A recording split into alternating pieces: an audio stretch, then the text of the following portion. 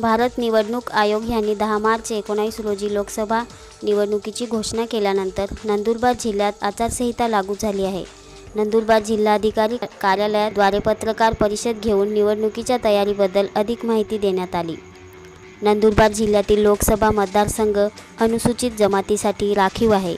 नंदुरबार जिल्ह्यातील अक्कलकुवा, शहादा, नंदुरबार, नवापूर तसेच धुळे जिल्ह्यातील साक्री आणि शिरपूर या विधानसभा मतदारसंघाचा समावेश करण्यात आला आहे।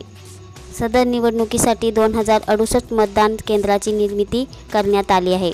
निवडणुकीची अधिसूचना 2 एप्रिल 2019 ला निघणार आहे। नामनिर्देशन पत्र स्वीकारण्याची शेवटची तारीख 9 एप्रिल असणार, तर 12 एप्रिलला अर्ज मागे घेण्याची अंतिम तारीख असणार। जिल्ह्यात 29 एप्रिल 2019 ला मतदान प्रक्रिया पार पडणार। नंदुरबार लोकसभा निवडणूक सुस्थितीत पार पाडण्यासाठी एकूण 1800 कर्मचाऱ्यांना EVM, VVPAT मशीन तसेच आचारसंहितेबद्दल प्रशिक्षण देण्यात आलं।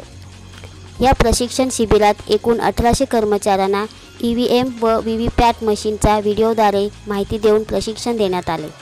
आपण लोकसभा 2019 साठी सर्व कर्मचारीला आपण आज ट्रेनिंग दिले आणि या प्रशिक्षणामध्ये सर्वांना VVPATच्या बद्दल आणि मॉरल कोड ऑफ कॉन्डक्ट बद्दल आपण प्रशिक्षण दिले। लोकसभा सार्वत्रिक निवडणूक आचारसंहिता नुकतीच जाहीर झाली असून एक नंदुरबार लोकसभा मतदारसंघात समाविष्ट 3 नंदुरबार विधानसभा मतदारसंघाकरिता नियुक्त करावयाच्या मतदान अधिकारी आणि कर्मचारी यांचं प्रथम प्रशिक्षण आज रोजी छत्रपती शिवाजी महाराज नाट्य मंदिर येथे संपन्न होत आहे।